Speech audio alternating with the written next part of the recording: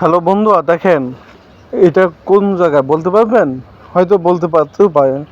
যা ঢাকা শহরে 300 ফিট এলাকায় থাকেন তা চিনতে পারেন। এটা 300 ফিটের পাশেই পূর্বাচল এলাকা বলেন। এই পূর্বাচলে দেখেন কত রেস্টুরেন্ট দেখেছেন, খাবারের হোটেল অভাব নাই। বিকালবেলা এটা রমরমা ব্যবসা শুরু হয় এই রেস্টুরেন্টগুলোতে। দেখেছেন কত সৌন্দর্য, রাস্তার দুই পাশে যত দূর চোখ যাবে তত দূরই দেখবেন শুধু রেস্টুরেন্ট, শুধু চোখে রেস্টুরেন্টই দেখবেন, আর কিছু দেখবেন না। দেখেন ওই পাশের লাইনে কোনো ফাঁক নাই, সম্পূর্ণই রেস্টুরেন্ট দেওয়া। এই পাশেও আছেন, দেখাবো আস্তে আস্তে কত সৌন্দর্য ভরা রেস্টুরেন্টগুলো দুই পাশে। যা ফ্যামিলি নিয়ে যেতে চান তা যেতে পারেন। পূর্বাচল নীলা মার্কেট যেটা বলে, নীলা মার্কেটে বা মাঠ, এটা ক্রিকেট বোর্ডের মাঠ, তা অপোজিটে উত্তর পাশে।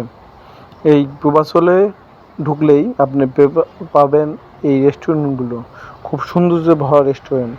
দেখেন কত সৌন্দর্য ভরা এই রেস্টুরেন্টগুলো। দেখেন রাস্তার দুই পাশে রেস্টুরেন্ট, খুব সৌন্দর্য। দেখেন রাস্তাটাও খুব বিশাল, দেখেছেন? আপনাদের কাছে ভালো লাগবে। খুব সৌন্দর্য ভরা এই রেস্টুরেন্টগুলো দেখেছেন, এবং প্রকৃতি খুব সুন্দর।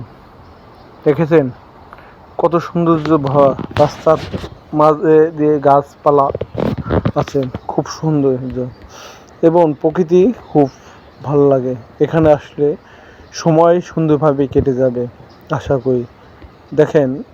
দেখেছেন কত দূর পর্যন্ত আপনি যাবেন রেস্টুরেন্ট। দেখেন খালি চোখ যাবে, মন ভরবে,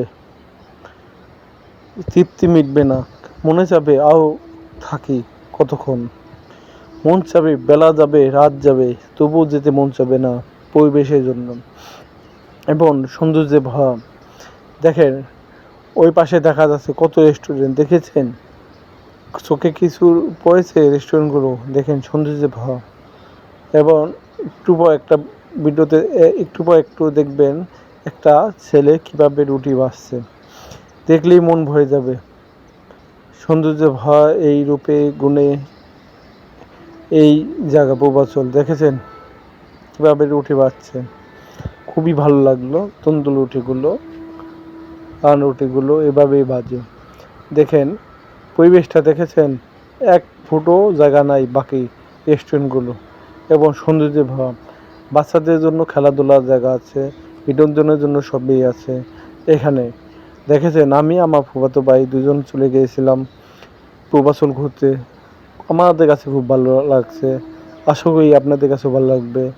দেখেছেন কত সুন্দর সুন্দর জায়গা, খালি মন চাবে খালি খেতে, পকেট শেষ হয়ে যাবে মাগা, খেতে মন শেষ হবে না, শুধু মনে চাবে খাই।